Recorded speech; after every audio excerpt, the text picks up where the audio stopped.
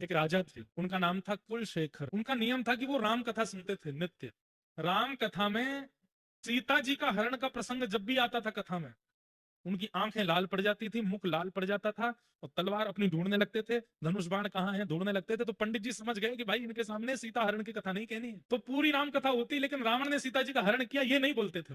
उस बदले कुछ बोल देते थे, सीता जी भटक गई, खो गई, लंका पहुंच गई, ऐसे कुछ कह देते थे। एक बार पंडित जी बीमार पड़ गए, उन्होंने अपना बेटा भेजा, बोले तुम कथा सुनाया और राजा को। अब उसको नहीं पता था कि इनके सामने रावण ने सीता जी का हरण किया, ये सुनाना नहीं।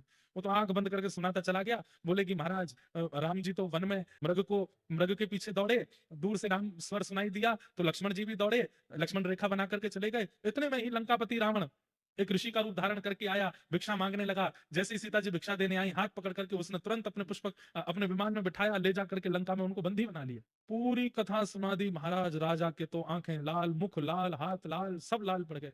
आज पहली बार उसने सुना था ये प्रसंग कि रावण ने सीता जी का हरण किया। उठ करके कहने लगा, व्यास जी ये रावण कहाँ रहता है?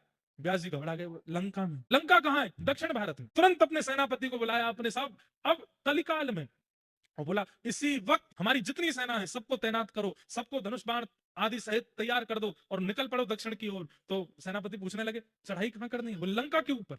सीता जी का हरण करके ले गया रावण, उसका वध करके आएंगे। अब वो पंडित जी घबराए, अरे महाराज वो तो, पंडित जी आप बैठे रहो, आपकी दक्षिणा मिलेगी पूरी पूरी, पहले सीता जी को लेके आऊंगा। कहते हैं कोसों दूर तक तो कुलशेखर राजा अपनी सेना लेकर के चला गया। अंत तो सेनापति आदि बोले कि इतना धन खर्च होगा, इतनी सेना लेकर के जाना, इनके भोजन प्रसादी के प्रबंध करना, और लंका में रावण वावण कोई है ही नहीं है, और ये महाराज जी लेके जा रहे हैं पूरी सेना, और उनका क्रोध बिल्कुल कम नहीं हो रहा है। रात भर योजना बनाते हैं, लंका का नक्शा कैसा है, हम कैसे प्रवेश करेंगे भीतर, समुद्र पार कैसे करना है, सारी योजनाएं बनाते मंत्रियों के साथ। मंत्री घबराते हैं, बोले कि भगवान इनका क्या होगा। रात भर मंत्रियों ने बैठ के राम जी से प्रार्थना करी, हे राघव जी अब आप ही हमें बचाओ। 4-5 दिन की यात्रा जब हो गई, राजा तो पूरे आवेश में लंका की ओर दौड़ रहा है, तभी बीच मार्ग पर देखते हैं, आहा नव कंज लोचन कंज मुख कर कंज पद कंज श्री रामचंद्र कृपालु लक्ष्मण शरण भव भैया। प्रभु श्री राम साक्षात प्रकट हो गए बीच मार्ग में, और मार्ग में प्रकट होकर के बोले राजा रुक जाओ रुक जाओ रुक जाओ। कमल ने नील स्वरूप ठाकुर जी, और तभी थोड़ी देर में देखते हैं कि गोरे गोरे बदन के श्री लक्ष्मण जी भी आ गए, और तभी थोड़ी देर में देखते हैं कि आहा तप्त कांचन गौरांगी श्री जानकी जी भी आ गई।